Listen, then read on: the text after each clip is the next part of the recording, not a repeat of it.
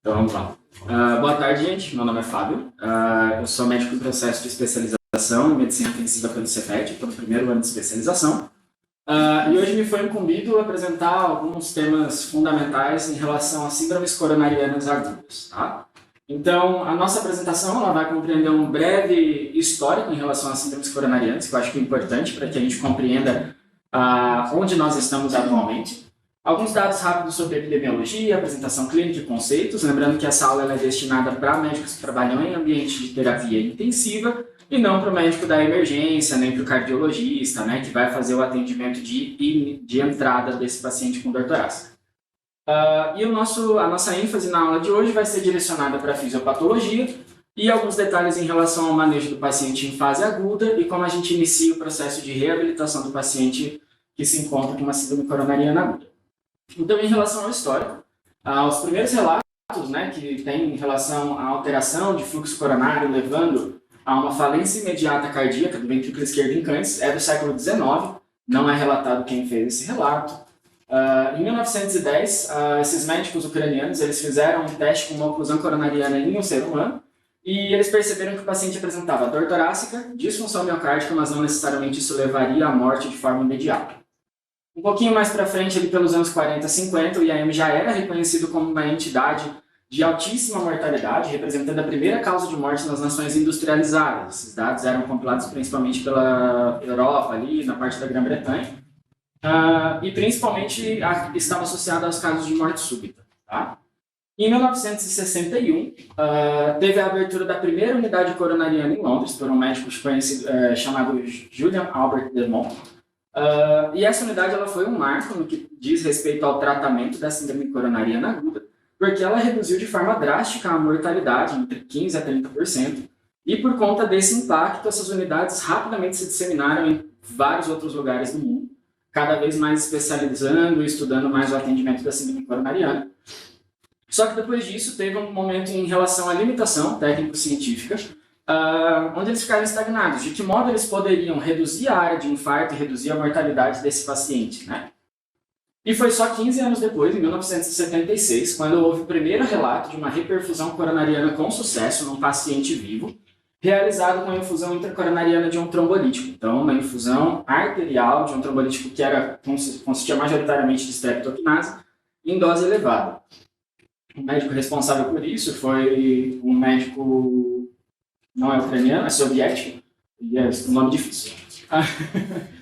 Depois, em 1986, começaram a surgir os estudos que nós utilizamos até hoje como base do nosso tratamento. Um desses marcos é o GC Trial, que é um estudo conduzido por um grupo italiano, multicêntrico randomizado, que demonstrou a redução da mortalidade com o uso de streptokinase endovenoso, não mais intracoronariano.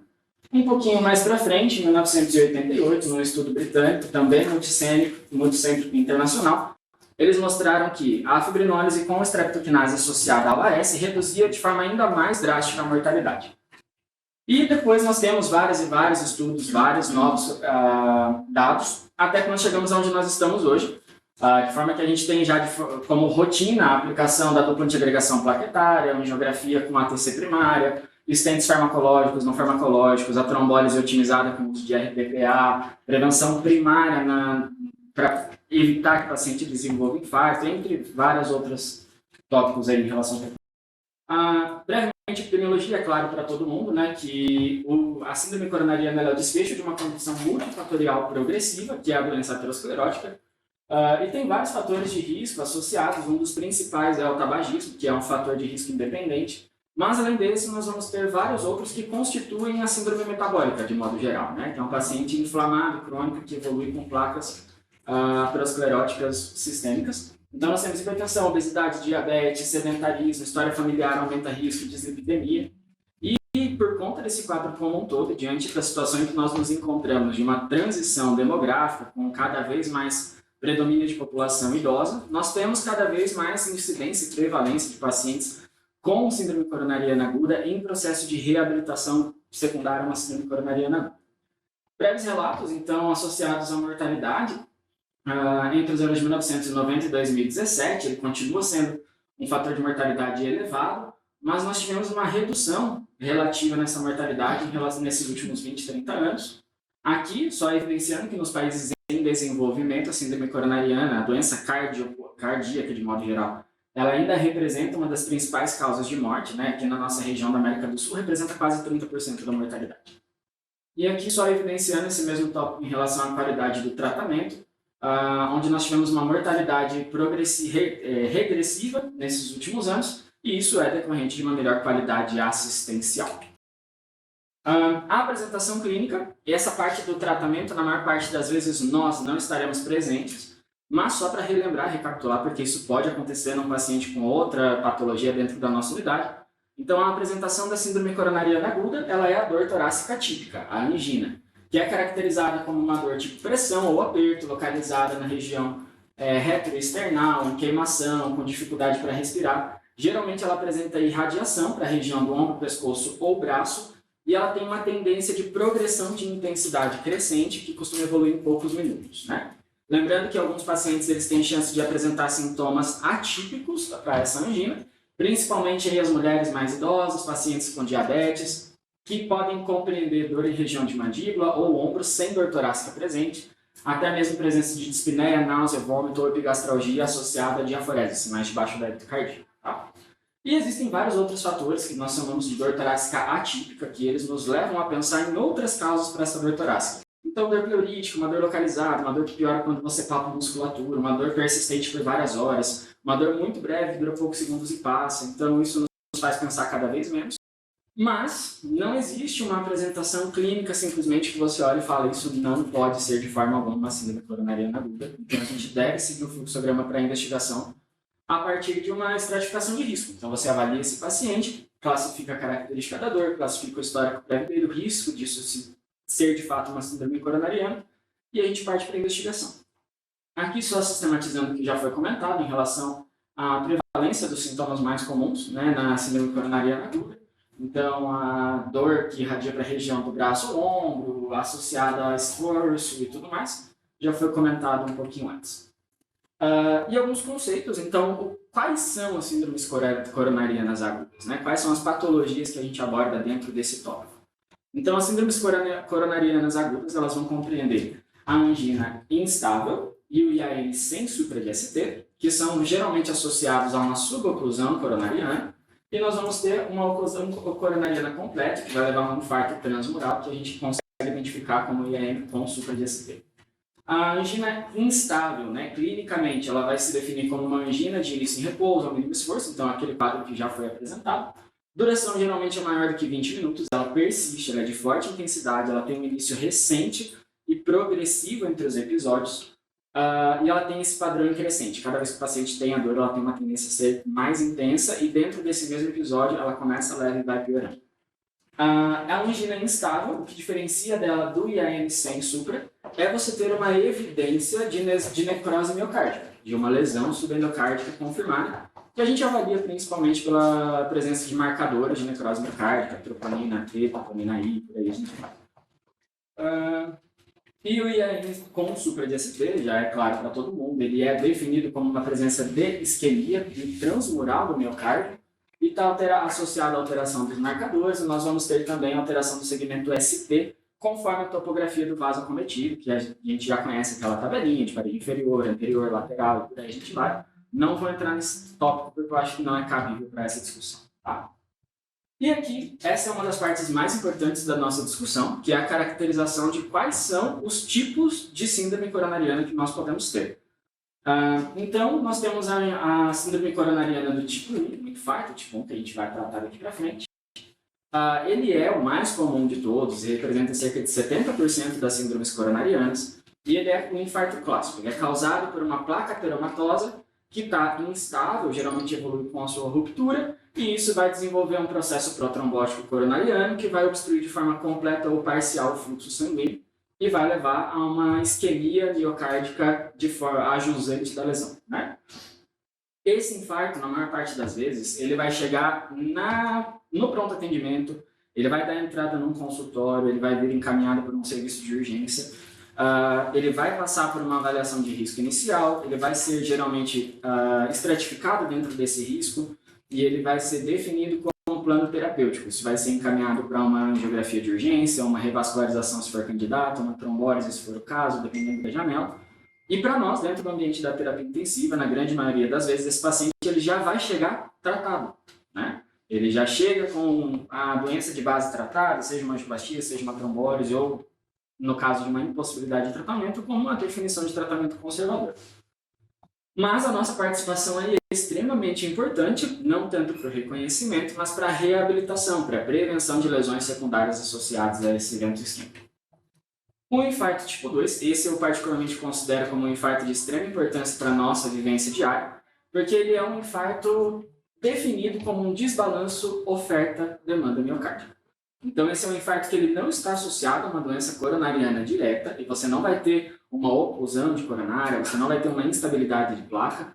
Você tem, por alguma causa externa, uma situação onde o teu corpo ele demanda o teu miocárdio, né? Ele demanda mais do que o fluxo sanguíneo é capaz de ofertar em relação ao oxigênio. Então aí a gente volta lá para os princípios do choque que nós já discutimos, onde tudo se baseia entre desequilíbrio DO2 e VO2, né? Nosso objetivo aqui é buscar a homeostase.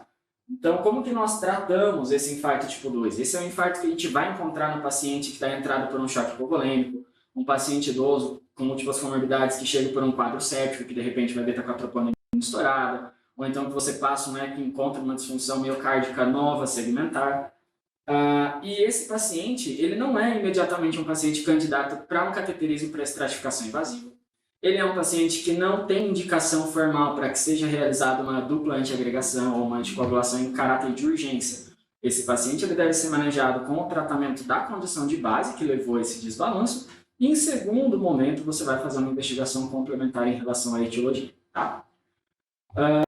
E aqui, só para ressaltar, então existem outras duas alterações coronarianas, mas que são infarto tipo 2, que são a dissecção coronariana, muito incomum de acontecer de forma espontânea, mas após procedimentos, né, de angioplastia, de cateterização, por algum motivo isso pode decorrer, ou até numa situação de um trauma, e o espasmo coronariano, que nós vemos aí com uma certa frequência, entre aspas, né, o mais frequente quadro clínico desses espasmos é a angina de Prinzmetal, que se apresenta como uma síndrome coronariana com supra de ST, só que você tem uma melhora praticamente imediata com a administração de nitrato. Então você tem uma contração do vaso, isso vai causar a redução do fluxo, você vai ter uma isquemia jusante, assim, a partir do momento em que você dilata esse vaso e restabelece o fluxo miocárdico, o quadro passa, né? E a angina de Prinzmetal ela pode acontecer por vários motivos, mas uma das coisas muito comuns que a gente encontra é o paciente que faz uso de cocaína, tá? Então, paciente jovem, dependendo da situação, sem nenhum risco de fator de risco claro,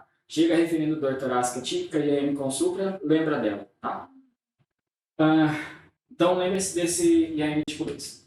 O IAM tipo 3, ele é a morte súbita, tá? Então, a gente até vê alguns relatos, né, de paciente que é admitido no que a gente chama de uma morte súbita interrompida ou abortada. É o paciente que tem uma queixa cardiológica, uma dor torácica, um mal-estar sugestivo de uma síndrome coronariana, ele evolui com uma parada cardiorrespiratória e ela pode evoluir para óbito de forma imediata, né? E isso vai ser considerado como uma morte súbita de causa cardíaca, um infarto tipo 3, até que se prove o contrário. Ou esse paciente vai ser revertida essa parada cardíaca e ele pode chegar para a gente como uma morte súbita interrompida para manejo pós-PCR, só que aí a gente tem que ter o adendo para os cuidados também em relação a essa síndrome coronariana, tá? A investigação, a estratificação invasiva, nesse caso, ela é recomendada. Quanto mais precoce, mais benéfico pode ser para o paciente, por redução da área de isquemia associada a esse quadro. E uma breve curiosidade, um paciente que ele é constatado óbito como uma morte súbita de causa cardíaca, se é por algum motivo ele passa por uma autópsia e é confirmado que ele teve uma oclusão coronariana, esse diagnóstico de morte ele muda para um IAM tipo 1. Tá? Só brevemente comentando. O infarto tipo 4, então ele vai ser um infarto que ocorre de forma mandatória após a realização de um cateterismo e geralmente de uma angioplastia. Então ele é uma complicação desse procedimento e ele se apresenta em duas classes. A classe A é complicação direta do procedimento, então embolização distal da região onde você teve a oclusão, ruptura da artéria, oclusão do ramo e por aí vai. E a classe B é causada por trombose impristente, já uma complicação um pouco mais tardia, que geralmente é observada após 24 a 36 horas da recanalização. Tá? Esse infarto ele vai acontecer com uma relativa frequência dentro da UTI, e a partir do momento que você tem um paciente em observação, pode ser uma recanalização coronariana, e esse paciente ele se apresenta com dor torácica típica recorrente, você tem que pensar que esse paciente pode estar tendo uma complicação e solicitar para o seu hemodinamicista fazer uma reavaliação invasiva dessa coronária. Tá? E o infarto tipo 5, esse aqui a gente até tem uma certa polêmica para discussão de quando ele acontece e quando ele não acontece. É um IAM que ocorre após a cirurgia de revascularização miocárdica ou alguma manipulação direta coronariana, que vai comprometer fluxo e gerar isquemia. Tá? E aí a gente tem várias discussões em relação ao que seria considerado uma síndrome coronariana, né, associada cardíaca ou não, o valor de alteração dos marcadores de necrose miocárdica, se o paciente vai apresentar com dor torácica típica ou não, devido ao manejo pós-operatório, e por aí vai. Lembrar dele também, obviamente, dos pacientes pós-cirurgia cardíaca. E aqui alguns detalhes, então, sobre a fisiopatologia da síndrome coronariana aguda nos pacientes que a gente vai ter dentro da unidade de terapia intensiva. Então, aqui eu vou pedir para vocês abstraírem um pouquinho e entrarem em área. Tá? Então, independente de qualquer uma dessas etiologias do infarto tipo 1A5, né, todos eles vão gerar lesão miocárdica pela mesma causa, que é um desbalanço entre oferta e demanda. Então, um desbalanço VO2, tá? E o nosso objetivo é tentar restabelecer esse fluxo e garantir uma oferta compatível com a demanda desse miocárdio. Então, o nosso coração ele tem uma perfusão coronariana inversamente proporcional sistêmica. Então, quando a gente tem assístole, você tem hipofluxo coronariano. Isso é causado por vários motivos. O primeiro é porque você tem um aumento do fluxo aórtico, isso vai reduzir o enchimento das coronárias. Mas, além disso, você tem um aumento do trabalho miocárdico, isso causa contração da musculatura, aumento da resistência vascular, e por esse motivo você tem uma redução do fluxo. Tá? Isso a gente tem que lembrar quando a gente for avaliar esse paciente. Você, por conta dessa alteração de fluxo, você precisa ter um tempo diastólico adequado, um tempo de enchimento coronariano de forma satisfatória, porque senão você pode fazer o que você quiser para dilatar essa coronária, para tratar, mas se você não tiver volume para circular e distribuir esse oxigênio, não adianta de nada. Né? O fluxo coronariano ele vai variar entre 0,7 a 1 ml por minuto por grama miocárdico, tá? Mas o coração ele tem uma capacidade impressionante de aumentar esse fluxo coronariano em 4 a 5 vezes durante a sístole. Então lembra que eu comentei que o coração contrai, esse vaso ele fecha.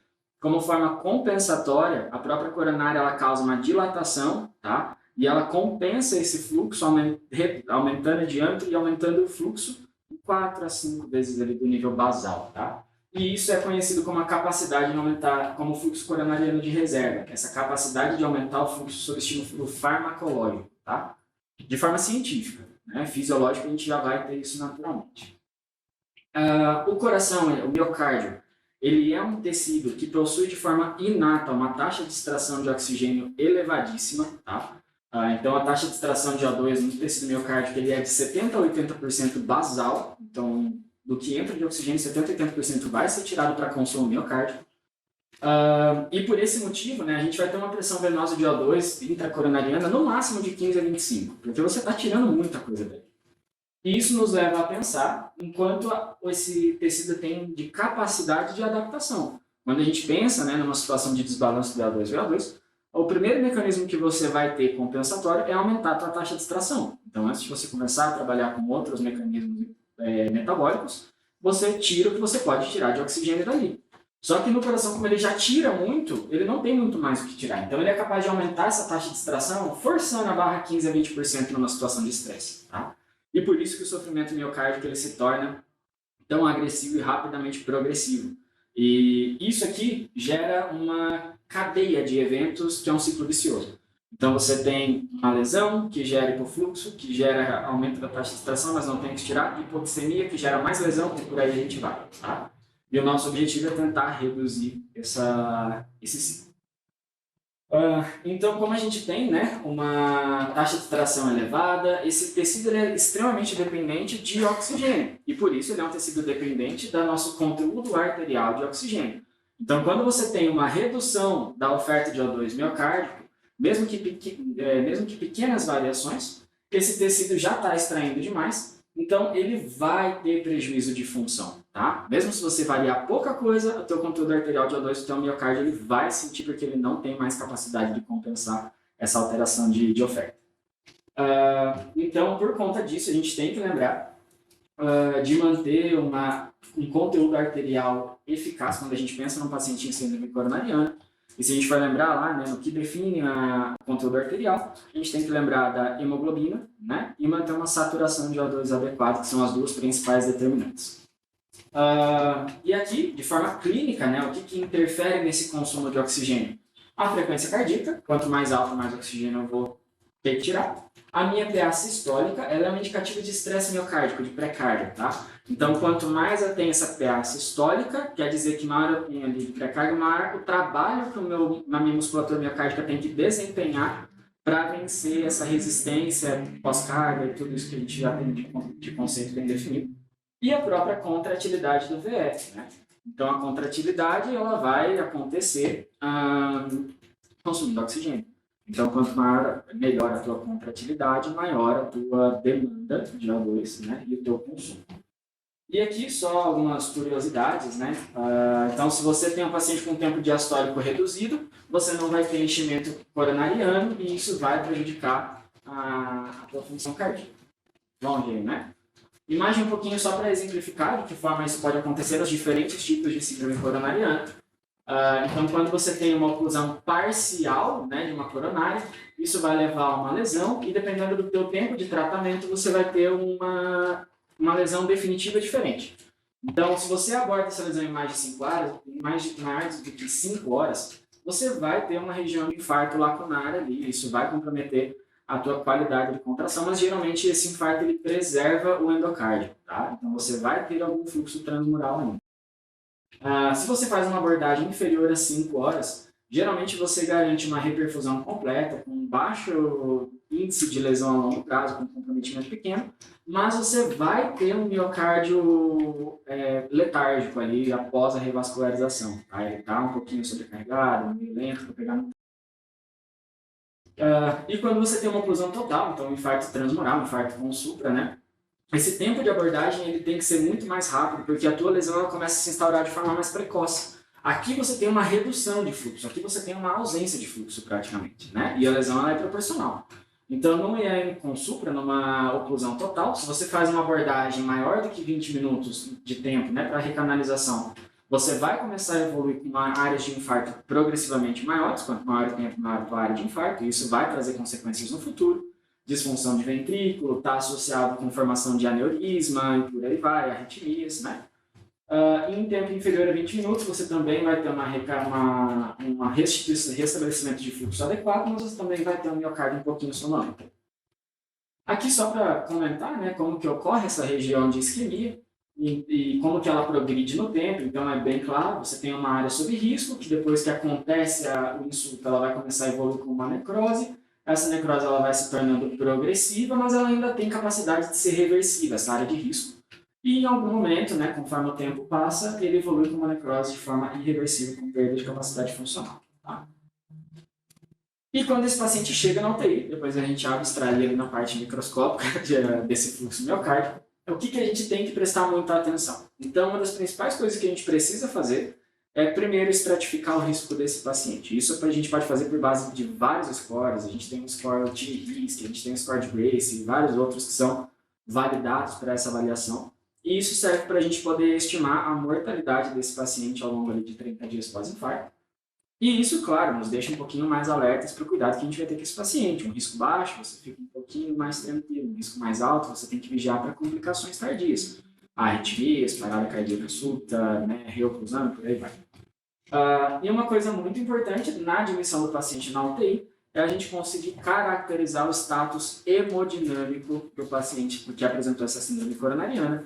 E a classificação mais conhecida e amplamente usada que a gente tem é o score de Killip, né? Então, o score de Killip ele varia de 1 a 4, que compreende, né, a parte hemodinâmica. Então, o Killip 1 é um paciente que não tem alteração praticamente nenhuma em relação à dinâmica pulmonar. O Killip 2 é um paciente que vai apresentar dispneia e ele vai apresentar estertor presente, fino, sugestivo de congestão, tá? geralmente na metade inferior, ou ele apresenta B3 na ausculta. Tá? E esse score de KILIP ele nos identifica basicamente a mortalidade conforme esse quadro hemodinâmico na admissão. O KILIP 3 é um dos casos mais relativamente graves, mas que é onde a gente tem a possibilidade de resgatar o doente. Essa é a hora boa de você agir caso o paciente chegue nesse status. Né? Se ele chegar em outro status, você tem que, de preferência, não deixar ele progredir para esse. Então, o KILIP 3 é o paciente que chega em edema agudo de pulmão, o paciente que chega com uma disfunção miocárdica causando sobrecarga pulmonar com desconforto respiratório grave. E o KILIP 4 é o pior dos prognósticos da parte hemodinâmica, que é o paciente que dá entrada em choque cardiogênico, que eu também não vou entrar muito nesse aspecto, porque a gente já teve uma discussão sobre o manejo do choque cardiogênico. Tá? Mas eu vou, mais uma vez, reiterar. Infarto é tempo miocárdio, então a mesma coisa se aplica no choque cardiogênico. Quanto mais você atrasa para iniciar o manejo desse choque, seja com uma monitorização adequada, manejo de droga, volume, conforme o paciente precisar, maior a tua mortalidade. Tá? Então, se atentem a esses sinais e iniciem esse manejo o quanto antes possível. Então, o que a gente faz, objetivamente? Então, se o status hemodinâmico desse paciente é estável, KILIP 1, 2 ali, o miocárdio está um pouquinho atordoado, então você começa a medidas para prevenção secundária de forma precoce. Beta-bloque, IECA, espironolactona, um nitrato de uso crônico, vai depender muito do status clínico do teu paciente. Também não vou entrar nesses detalhes de qual paciente é candidato para quê, porque isso é um fluxograma enorme de manejo. Tá? Atentar à presença de arritmias, essa é uma das complicações principais nas primeiras 24 horas após uma síndrome coronariana, independente se seja um IAM revascularizado ou não. A gente deve atentar em oferecer suporte hemodinâmico e atentar à progressão do quadro clínico desse paciente. Tá? Caso o paciente apresente instabilidade ou choque, então manejo do choque cardiogênico, das formas mais variadas, garantir uma monitorização hemodinâmica adequada, e aqui a gente tem vários métodos de monitorização hemodinâmica. De preferência, a gente deve utilizar métodos de monitorização contínua, calibrados ou não calibrados. Tá? Otimizar aquelas variáveis que nós falamos sobre fluxo e oferta de O2 miocárdico, então garantir um HB alto, tentar garantir uma frequência cardíaca adequada, com tempo de enchimento diastólico adequado. Ficar de olho na viscosidade sanguínea pré e pós-carga, com o objetivo de garantir um fluxo coronariano, então tudo se baseia em fluxo. Tá? A vasodilatação precoce, isso aqui é uma coisa muito importante que às vezes a gente esquece. Tá? O paciente com um choque cardiogênico, num quadro grave, ele vai fazer vasoconstrição sistêmica severa, isso aumenta a pós-carga, aumenta o trabalho miocárdico, aumenta o consumo de oxigênio, tem uma tendência a causar ataque cardíaco, reduz o tempo de enchimento diastólico, compromete o fluxo miocárdico. Então, ali a gente tem que pensar, assim que esse paciente tiver condições hemodinâmicas para tolerar, a gente tem que pensar em iniciar uma vasodilatação. Seja uma vasodilatação com uma droga parenteral, então você vai usar um nitroprusiato ou uma nitroglicerina, se for o caso, ou até uma vasodilatação enteral. Uma excelente escolha aqui são os IECAs, tá? Que já é comprovado a longo prazo que reduz a mortalidade na síndrome coronariana. E pensar nas novas terapias de suporte, né? Então, óxido nítrico inalatório, presença do BIA, ECMO, transplante, dispositivos de assistência ventricular esquerda e por aí vai. E existem algumas novas modalidades que estão sendo avaliadas, né? Algumas já têm alguns indícios fracos, outras ainda não. Então, o uso de anticorpo monoclonal, anti-inflamatórios, inibidor de SGLT2 e por aí a gente vai, que são cenas dos próximos capítulos aí pra gente. Então, as principais complicações que a gente tem que atentar no paciente dentro da UTI, a possibilidade de um reinfarto, presença de arritmia, sendo os mais comuns os bloqueios atrioventriculares, principalmente nos IAMs de ventrículo direito e parede posterior, as extrasístoles, a fibrilação atrial, que é a mais frequente nas primeiras 48 horas em qualquer paciente com síndrome coronariana, atentar ao choque cardiogênico e o seu manejo precoce, iniciar, se possível, medidas para prevenção de insuficiência cardíaca, então prevenção secundária no paciente que já teve uma síndrome coronariana, e lembrar que existe possibilidade desse paciente evoluir com pericardite, aneurisma ou pseudoneurisma coronariano, e até ele pode fazer shunts, né, intracardíacos, comunicação intratrial ou intraventricular decorrente dessa necrose que vai fazer uma perda de tecido e por um shift de pressão vai acabar fistulizando isso, fazendo uma comunicação. Aqui eu não vou entrar no mérito desse tópico, só quero ressaltar que existem vários e vários fluxogramas para atendimento do IAM com ou sem supra, tá? Mas uma coisa importante para a gente lembrar dentro da unidade de terapia intensiva é esse aspecto aqui que o NICE, né, o Instituto de Saúde da Inglaterra, ele sugere, que é a reabilitação cardíaca e a prevenção secundária precoce. Isso aqui é uma coisa que a gente tem que lembrar de iniciar para o paciente ainda na unidade de terapia intensiva e quanto antes ele tiver condições para tolerar. E aqui nós temos algumas coisas já amplamente disseminadas, que é o uso de beta-bloqueador de forma precoce, estatina de alta potência, antiagregação plaquetária combinada, né, com 2 antiagregantes, se houver indicação e não houver contraindicação, isso é muito importante. E os IECAs aqui como uma medicação que vai reduzir o remodelamento miocárdico e melhorar o status desse paciente a longo prazo.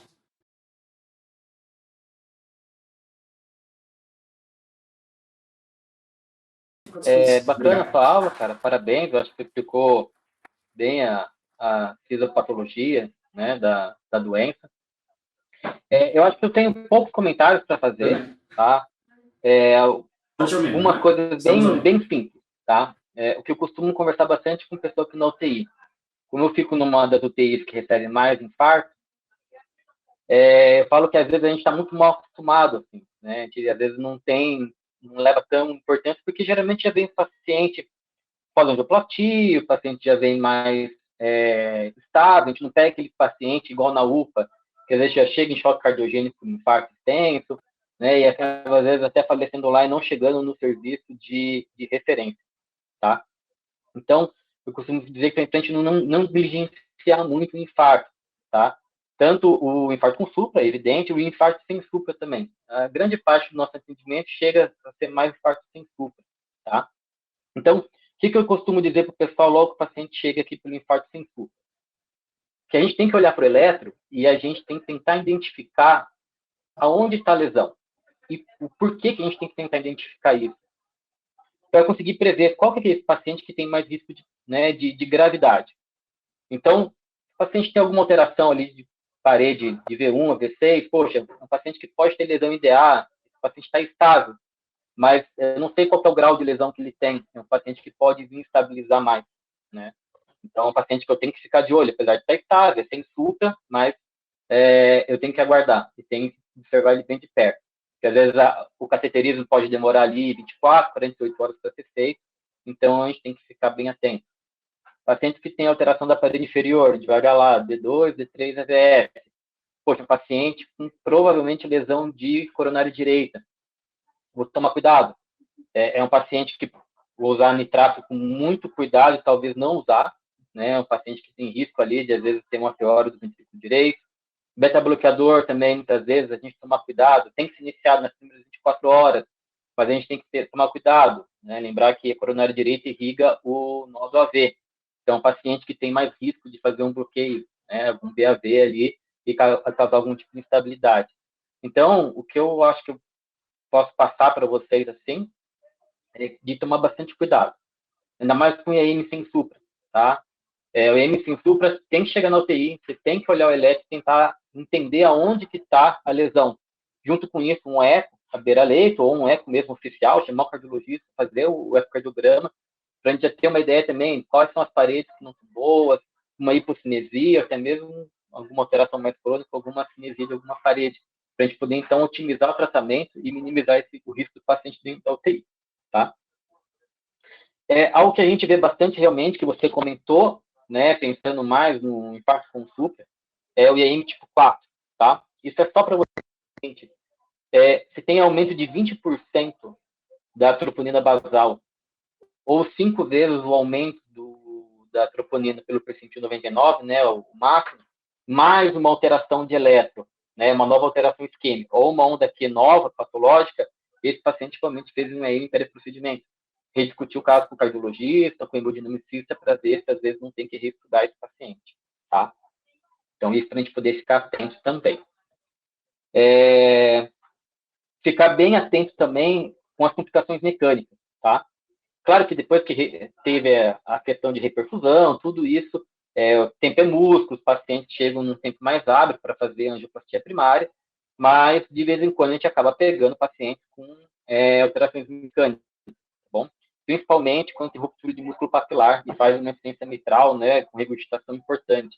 Isso é característico, né, isso é cirurgia de emergência, você precisa ir lá e reparar. E é uma situação bem drástica. Em dezembro, a gente teve um paciente assim, teve um manejo bem difícil, até a gente conseguir colocar ele na mesa de cirurgia.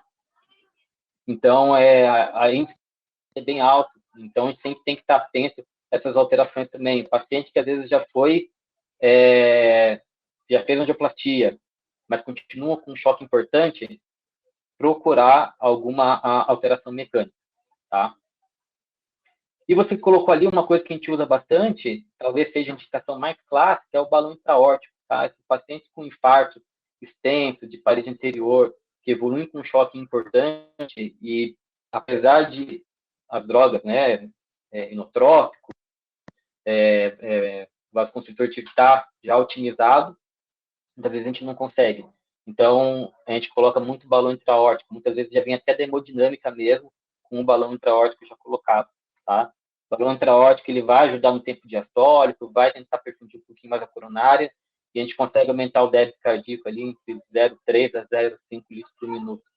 Então, é algo que a gente usa bastante também, quem tiver em formação Santa Casa, vai ter a oportunidade de estar no ver o dispositivo, é algo que a gente usa aqui. A indicação mais clássica mesmo é um choque cardiogênico de urina isquêmica. E é bem interessante, apesar de não mudar pelos trabalhos, a gente vê que ajuda bastante no manejo.